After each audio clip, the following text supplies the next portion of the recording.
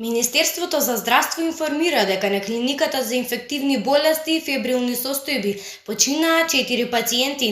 Пациентка од Скопје на 79 години, пациент од Велес на 58 години, пациент од Прилеп на 67 години и уште еден пациент од Скопје на 63 години. Денеска во Штип се регистрирани 3 оздравени пациенти од COVID-19, кои со лесна форма на болеста се лекуваа во домашни услови. Во изминатите 24 часа се диагностицирани 26 нови случаи на COVID-19. По градови: Скопје 4, Куманово 11, Прилеп 3, Тетово 4, Велес 2, Кочани и Пробишти по еден регистриран случај.